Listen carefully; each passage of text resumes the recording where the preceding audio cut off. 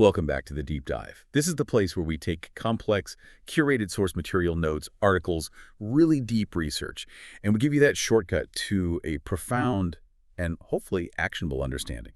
And today we are really immersing ourselves in a concept that I think is so often misunderstood. Absolutely. It's often mistaken for passivity, Mm, but in the analysis we have in front of us, it's recast as, well, a supreme act of precision and even courage. that's right. And this deep dive is based on a really rigorous piece of research. It's titled The Beginning of Accuracy, Acceptance as Conscious Alignment. And this was provided to us by SACHIN KARNIK, who is a presenter and researcher with the Angel Wing, LLC. And our mission today is critical. We really have to lift the concept of acceptance out of this, sort of soft spirituality or generalized tolerance Right. and establish it firmly as what it is, a demanding, active, and very precise cognitive discipline. I find this central premise absolutely electrifying because it just flips the common narrative completely. It does. When most people hear acceptance, they picture resignation or maybe just begrudging tolerance. Sure, like I'll put up with it. Exactly. Yeah. But the source material defines it as something so much more potent and intentional. It's conscious alignment with reality. And that's the key. It's not about giving up. It's about squaring your internal perception with the external facts. It truly sets the stage for what the source calls the beginning of accuracy. And that makes so much sense. It really does. I mean, if you fail to achieve this initial accuracy, if your internal assessment of reality is distorted by, say, resistance or wishful thinking, Then everything that comes after is compromised. everything, every subsequent cognitive and behavioral output, whether it's a strategy, an emotion, an action, it's all going to be fundamentally misaligned and, inefficient. So this alignment, this acceptance, it's the non-negotiable foundation for all genuinely effective action and, I suppose, for any lasting growth. That's the argument. It's the starting point. So we've got a massive task ahead of us. We're going to meticulously dissect this core definition. We'll explore its utility across some really powerful real-life human scenarios. And we'll unpack the abstract nature of this alignment using some very intuitive analogies. And then we're going to anchor the entire concept by drawing some surprising parallels across neuroscience, philosophy, and even systems engineering. It is an extremely interdisciplinary look at what, on the surface, seems like a pretty simple psychological act. Okay, so let's start at the absolute ground floor, because the language here is so precise. The core definition. Acceptance is an active, conscious alignment with what is factually present. It demands intentionality. This isn't something that just happens to you. No, you choose to align. And that word, active, you just can't overstate it. We're so used to thinking of activity as, movement, physical engagement. In something. Right. But here, the activity is purely cognitive. It's a deliberate choice to synchronize your internal state, your awareness, with the objective external reality. And that requires effort. What kind of effort? The effort to halt the mind's natural tendency towards instant commentary and resistance. And what truly defines this act, according to the source, is its timing. It's a temporal element. This alignment has to occur prior to a whole bunch of other psychological processes that usually just dominate our immediate experience. It has to be the first move. The baseline state of observation. Yes. That precedence is the mechanism of accuracy. By insisting that acceptance comes first, we prevent 4 major internal operations from corrupting the incoming data. Okay, let's walk through those. What's the first one? First, acceptance must precede preference. Preference. So that's just the automatic internal judgment, the I like this or I don't like this. Exactly, the liking or disliking of the reality that just registered. Okay, so if I check my bank account and I see a number that's lower than I expected, my preference immediately kicks in. I just like this. Right. And if I let that preference jump in first, Right. I might immediately start to distort the facts to make them less uncomfortable. Precisely. If preference dominates, you shift from observing reality to arguing with it. Okay, so that's number one. What's second? Second, acceptance must precede resistance.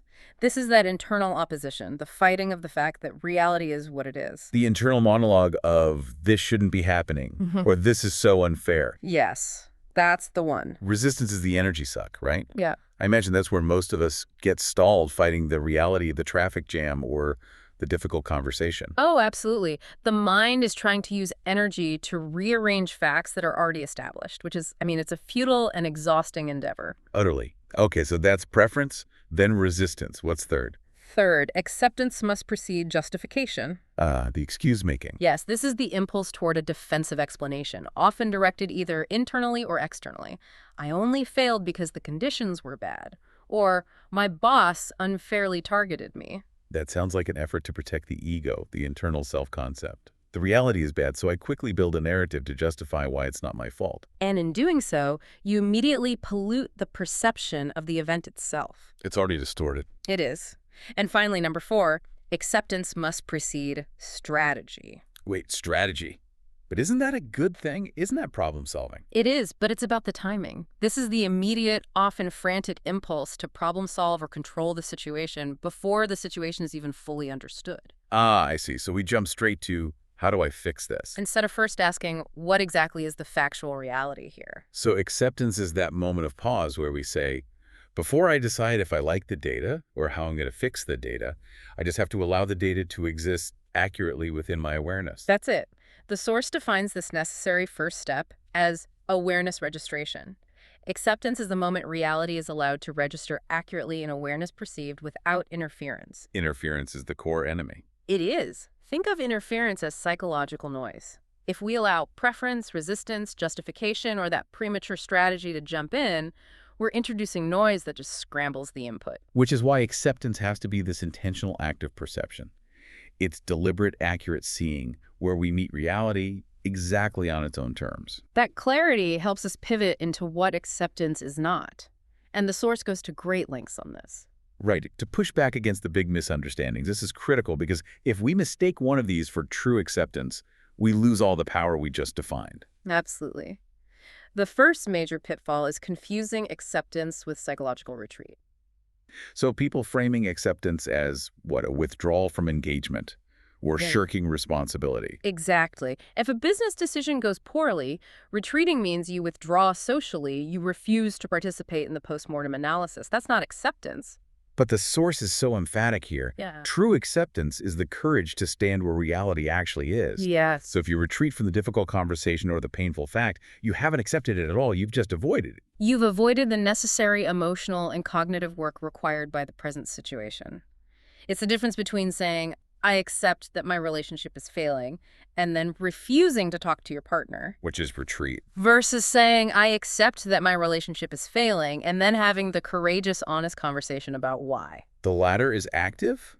It's fully engaged with the reality. Mhm. Okay, what's the second misconception? The second one is spiritual bypass. This is a big one. This is when we use those broad, comfortable, philosophical or spiritual concepts like it was meant to be or everything happens for a reason Yeah. to skip over the genuine emotional work. Precisely. True acceptance, as it's defined here, demands emotional honesty without collapse. I like that phrase. It doesn't allow you to immediately slap a comforting narrative onto a genuinely difficult or painful fact. For example, if you experience a major financial loss, acceptance means registering the loss, the financial implications, and the anxiety that comes with it. But if I rush to say, well, the universe clearly has a better plan for me, so I won't worry about the debt, that's the bypass. That's the bypass. It's a mechanism to avoid the discomfort of the debt and the necessity of actually dealing with it. So true alignment, the emotional honesty, means acknowledging the full, messy weight of the situation, but without letting it completely paralyze your ability to think clearly. Exactly. And the third major pitfall is confusing acceptance with avoidance or passivity. Mistaking inaction for wisdom. Yes, or just evading lived experience. And the most powerful line here in the source is its emphasis that what looks like passivity from the outside is often the ultimate demonstration of discipline on the inside. The discipline of seeing clearly before acting. That's the one. That changes the entire meaning of the word pause. It's not a pause because I'm lazy or checked out. It's a hyperactive pause where I am doing the internal, effortful work of guaranteeing clear perception before I commit to an action. You are engaged in a high-stakes internal negotiation. You're filtering noise and stabilizing your input.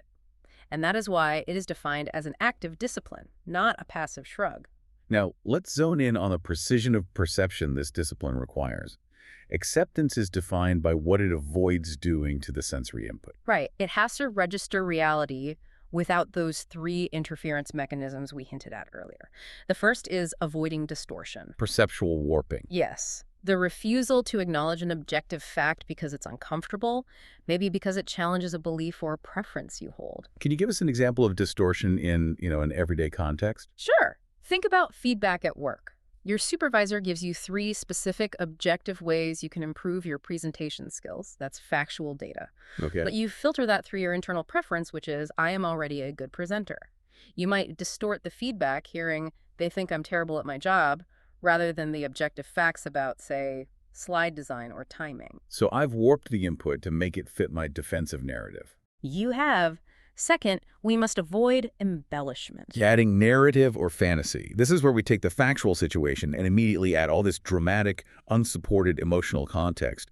We turn a fact into a catastrophe. And that embellishment layer is often instantaneous. Factual situation. I missed the deadline for the report. Embellishment.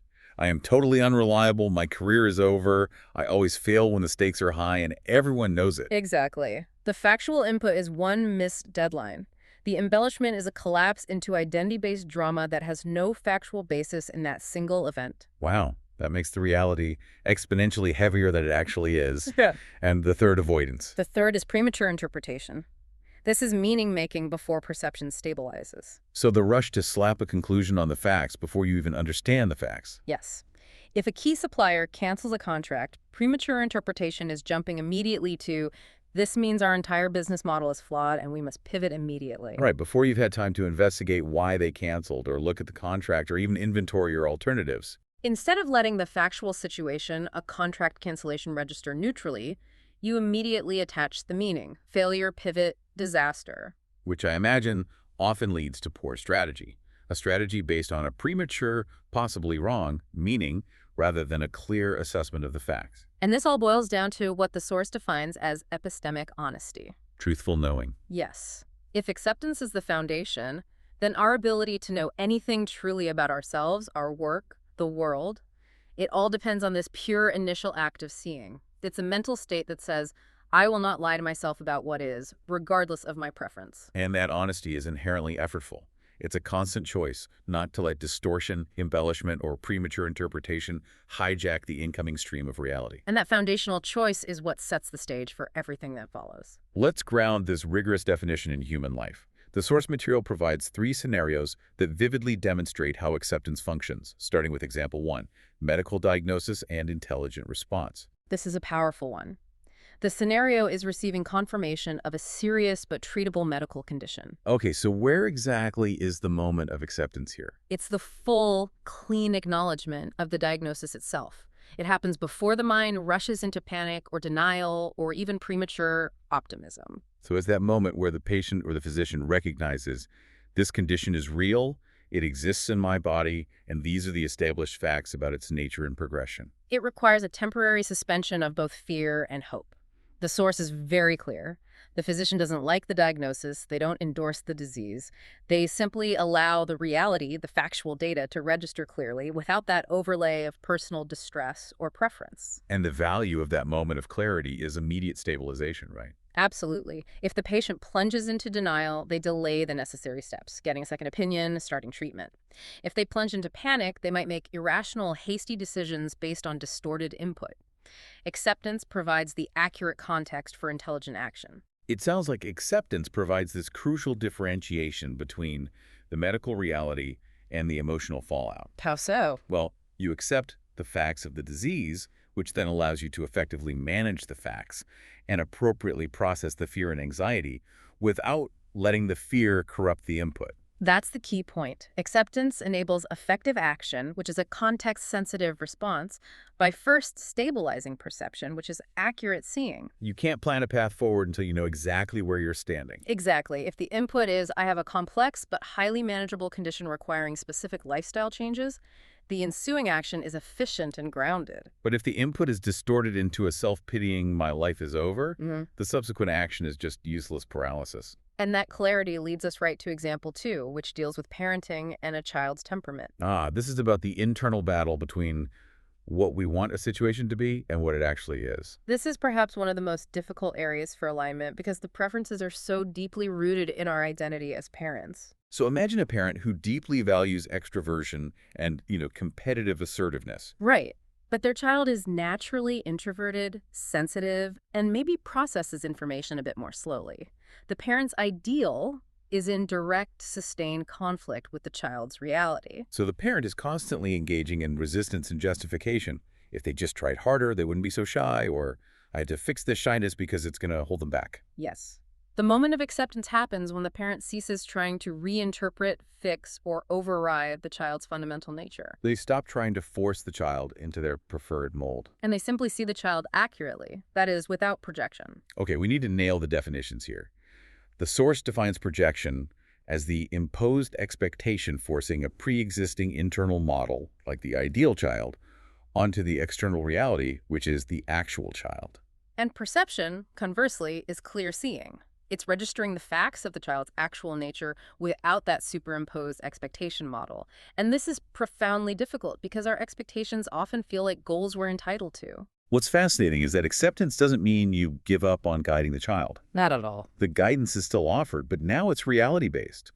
It's working with the child's sensitive, introverted nature, maybe nurturing their deep thought and creativity, rather than constantly trying to force them into highly stimulating social situations they just can't cope with. And the outcome is the restoration of relational attunement, accurate emotional and perceptual alignment. So when the parent sees the child as they are, the relationship aligns with reality. It replaces that constant friction of projection with the ease of clear perception. And this shift is the basis for genuine, effective relational engagement. Okay, finally, let's explore example 3. Professional failure without self-deception. This one hits right at the core of identity and high-stakes decision-making. The entrepreneur whose startup fails. The emotional stakes are highest here. I mean, the impulse to jump to resistance, justification, or self-pity is overwhelming because the failure often threatens financial stability and self-identity. So acceptance is the rigorous act of fully acknowledging the failure. Facing the objective conditions cleanly without engaging all those defensive mechanisms. What does that actually mean in practice for the entrepreneur? The source outlines 3 crucial avoidances here. First, avoiding the spiritual bypass. So no immediately reframing it as meant to happen to avoid the pain of responsibility. Okay. Second, avoiding external justification. No blaming the market or the team or the economy entirely. And third, and this is the most difficult, avoiding collapsing into identity-based condemnation. So defining the failure as, I am a failure. Which is an embellishment. Instead of acknowledging the objective fact, the startup failed due to factors X, Y, and Z. Wait a minute. If the failure is so painful and maybe financially devastating, isn't there legitimate psychological need for some temporary justification or self-protection just to cope? Is acceptance really demanding immediate, cold objectivity? That's a crucial question, and the source would argue that the perceived need for temporary justification is actually a misunderstanding of resilience. Justification delays genuine coping. It puts off the essential work. True acceptance provides a faster, more robust path to resilience. By acknowledging the facts immediately, yes, this failed and it hurts, you prevent the distortion that would make learning impossible. So the honesty is painful but brief. Whereas the self-deception prolongs the pain and guarantees misdirected future efforts. So by establishing clean input, the startup failed for these 3 specific objective reasons. Acceptance precedes growth or adaptive change by preventing distortion or defensive misinterpretation.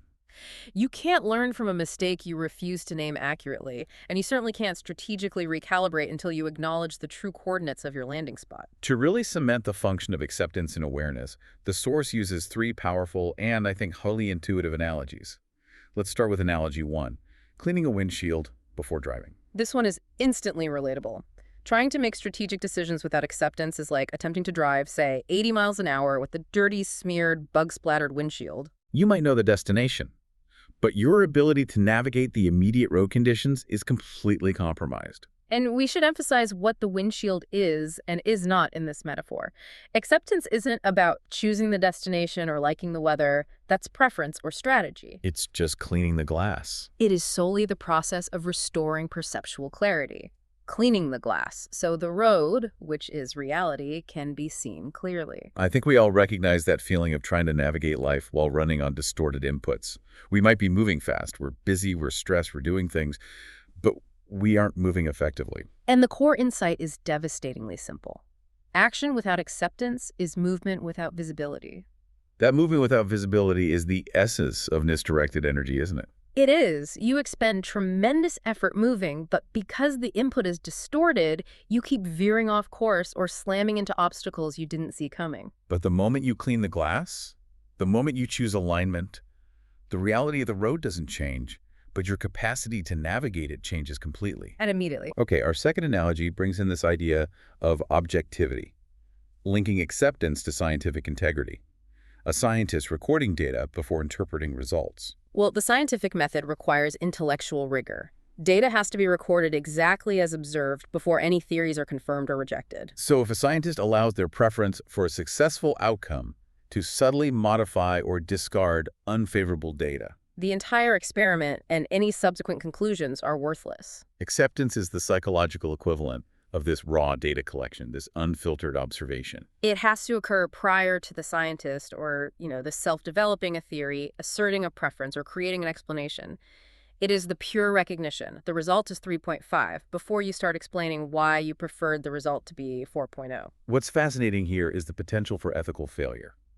If a pharmaceutical company prefers a certain clinical outcome for financial reasons, and they allow that preference to distort how they collect or report the data, They're practicing anti-acceptance.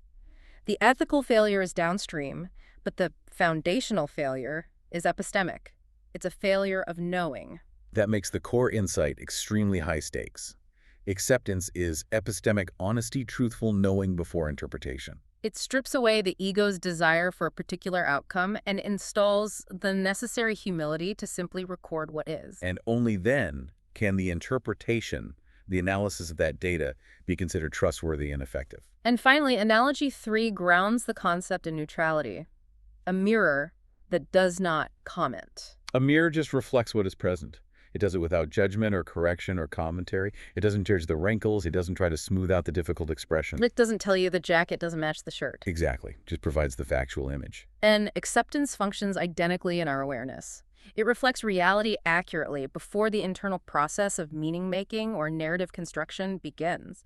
The physical reality of a setback, a success, or a relationship dynamic is reflected neutrally. Yet our human impulse is to instantly convert that reflection into a narrative. Oh, instantly. The reflection shows me that I look tired. The narrative says, I'm a bad parent because I can't manage my stress.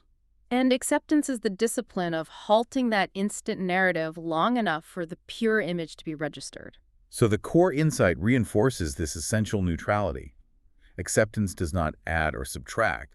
It reflects. It's non-reactive. It is the purest possible transmission of reality into awareness, setting the stage for an informed rather than impulsive response. What's so compelling is that this rigorously defined psychological concept of acceptance has perfect analogs in objective technical fields. Which suggests it's not just a feel-good philosophy, but a fundamental law of effective systems. So let's start with neuroscience versus acceptance, and specifically the concept of prediction updating. In any adaptive system, the internal model of the world has to align with incoming sensory data to ensure survival and efficient functioning. Our brain is constantly running simulations predictions of what it thinks should happen next. And when the prediction is wrong, when the sensory input deviates from the expected output, that gets registered as a prediction error. And a massive amount of our cognitive energy is dedicated to managing those errors. So these prediction errors, they have to be registered clearly and cleanly before the neural models, our expectations and assumptions, can update. If the error is ignored or filtered or distorted, the brain just keeps operating on a faulty, maladaptive model of reality, which is highly inefficient. The psychological parallel to acceptance here is profound. Acceptance allows external reality to be registered clearly before our psychological updating, our learning and adaptation can occur. Can you give an example? Sure. If I predict I can run a marathon with no training, and the input reality is extreme pain and failure, acceptance is registering that pain and failure as a clean prediction error. Right, and the crucial distinction the source draws is that acceptance functions like prediction updating rather than defensive error correction. What's the difference? Defensive error correction tries to blame the input. My shoes were bad, or the route was unfair. Anything to preserve the faulty internal model. Which is, I am naturally athletic enough to run marathons untrained. Exactly. But prediction updating, which is synonymous with acceptance, revises the internal model based on the clear, factual evidence. My previous model was flawed, and significant training is required. That is active, non-defensive learning. It's required for any high-level adaptation. And moving to the philosophical domain, the source connects acceptance to phenomenology. Phenomenology, for our listener, is the branch of philosophy dedicated to the study of structures of consciousness as experienced from the first-person point of view. It's very rigorous about observing what is before moving on to why it is. And the central technique in phenomenology is the epic, or bracketing. It demands that we suspend judgment or belief about the existence or external validity of the world to focus purely on the phenomenon as it appears in consciousness. It's the ultimate intellectual rigor applied to immediate experience. But I struggle to see how bracketing judgment helps me when I'm experiencing profound pain or anxiety. Isn't that just detachment, which the Source explicitly rejects as spiritual bypass? That's the critical difference. Spiritual bypass uses a concept to avoid the felt experience. Okay. Acceptance, mirroring phenomenology, uses discipline to purify the felt experience. When you feel a sharp pang of anxiety, acceptance is observing the physical sensation and the raw emotion before you slap on a conceptual overlay like, this means I am failing, or this means the disaster is imminent. So you're allowing the phenomenon, the raw anxiety, to appear without that premature conceptual overlay you're describing, not explaining. That's the essence of the core insight. Acceptance is phenomenological honesty applied inwardly. It requires setting aside our pre-existing beliefs, our preferences, and our explanatory narratives to see the thing in itself just as it presents itself in our awareness. It's a radical act of intellectual and emotional transparency. It really is. Our final parallel is in systems engineering versus acceptance, which focuses on optimization and efficiency in system design. The guiding principle in every engineered system, from software to civil architecture, is undeniable. Faulty inputs lead to faulty outputs, regardless of the system's sophistication. Garbage in, garbage out. Pretty much. You can have the most advanced bridge design in the world, but if the engineers feed in faulty calculations about the load-bearing capacity of the steel, that's the input, the resulting structure will fail. So the psychological system is no different. Acceptance ensures accurate input, undistorted data, before any strategy or control is applied. If the input about my business failure is corrupted by denial, any subsequent strategy built on that denial is just aimed at a false target. Consider that bridge analogy again. If the input is distorted, we assume the steel can bear 100 tons when it can only bear 50. We waste immense energy and material building a structure that is inherently doomed. Acceptance corrects the input by forcing us to acknowledge the 50-ton fact. Therefore, the core insight is that acceptance stabilizes the system by correcting input, not forcing output. And we spend so much time and energy trying to control or force a specific preferred output, a successful launch, a happy relationship. But if the input data is wrong, that effort is futile. So acceptance targets the root cause, the corruption of perception, Yeah, which is the most efficient point of intervention. exactly. We have now established that acceptance is an active, pre-judgment state of rigorous alignment.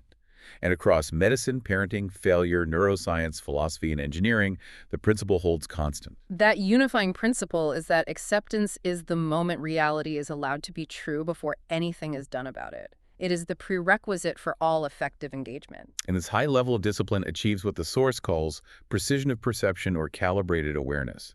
It is, psychologically, the act of aligning our internal instruments with the objective actual conditions. And the resulting state is one of incredible efficiency.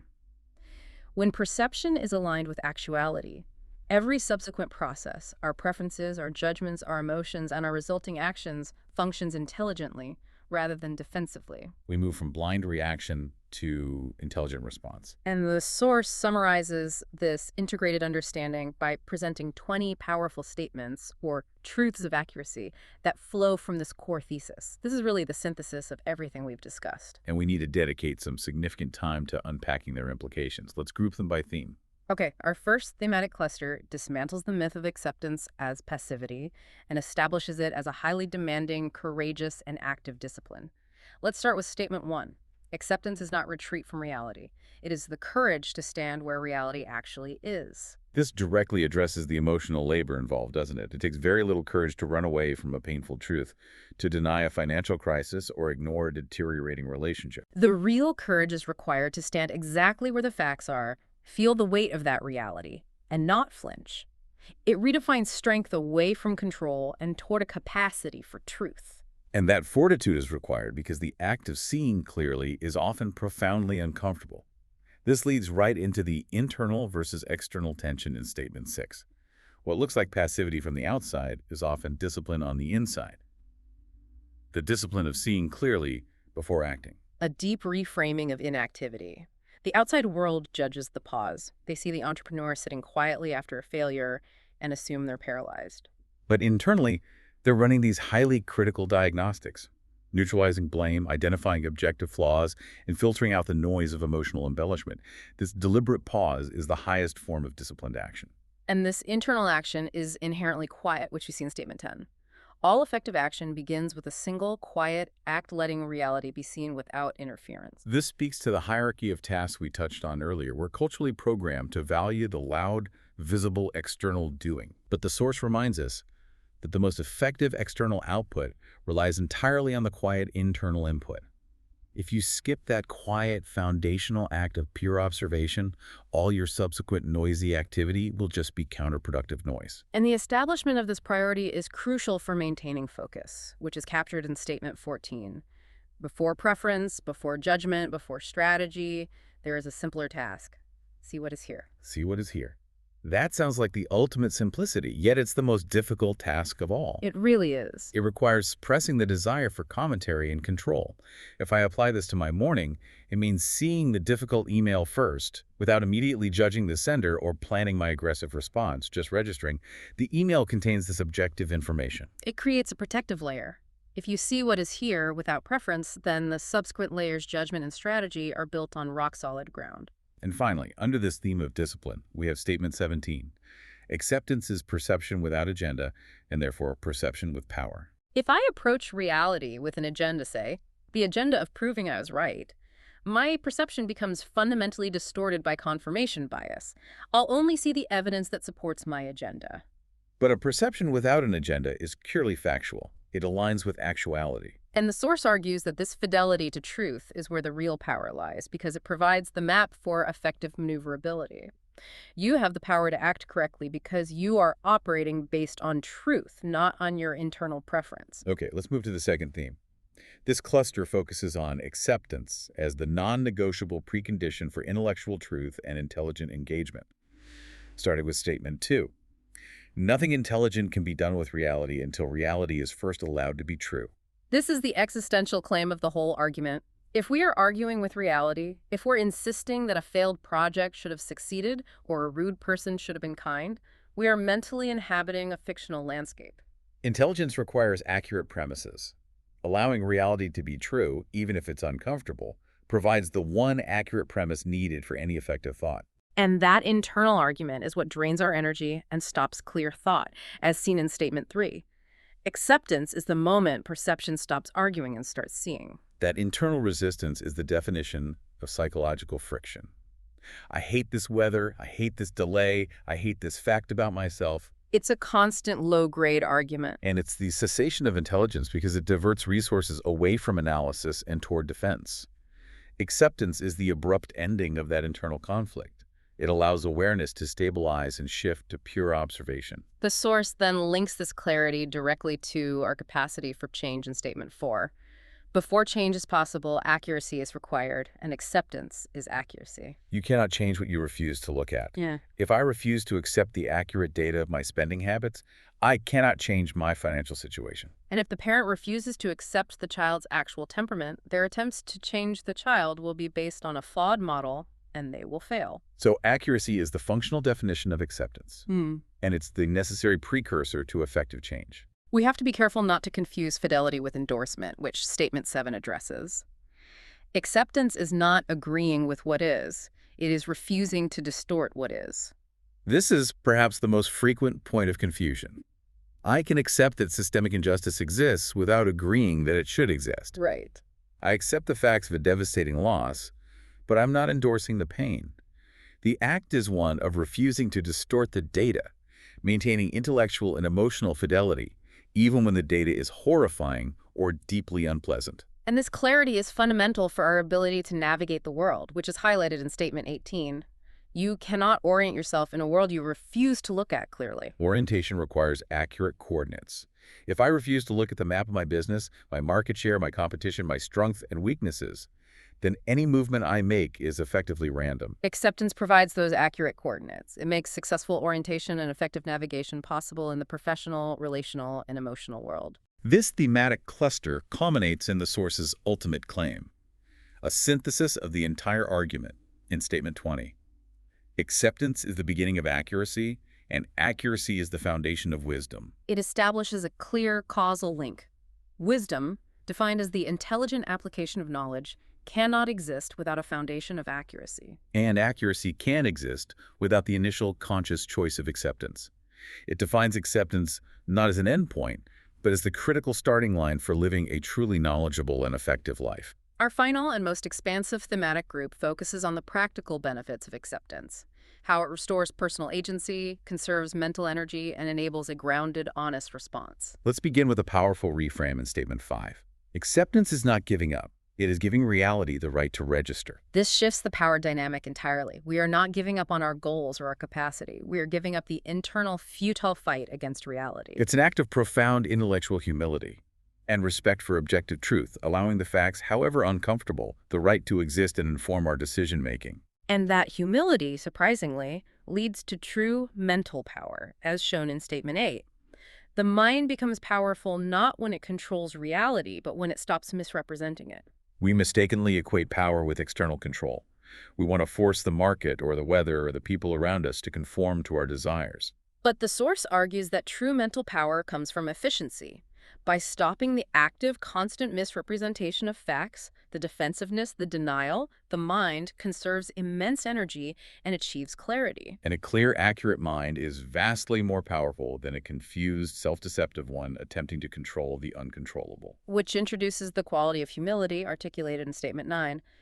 Acceptance is epistemic humility, the willingness to know before deciding. Epistemic humility, that willingness to admit I may be wrong or my current data set is incomplete. This willingness to know, to stop the process of decision-making long enough to gather objective, accurate data, is what separates effective strategy from just gambling. It's the pause that honors knowledge acquisition. A major counterintuitive claim of the source is that acceptance restores agency, rather than weakening it. Statement 11. Acceptance does not weaken agency. It restores it by anchoring choice in fact, rather than fantasy. Think about a choice anchored in fantasy. I choose to launch this product because I feel optimistic, even though the market research is negative. That's a weak choice based on self-deception. But when acceptance anchors the choice in fact, I choose to pivot my product strategy based on the negative market research, the choice becomes potent, effective, and truly reflective of agency. Agency is restored by being grounded in actuality. You move from wishing to deciding. The efficiency argument is one of the most compelling reasons to adopt this discipline found in Statement 12. Resistance consumes energy arguing with reality. Acceptance frees energy to respond to it. Resistance is a massive internal tax.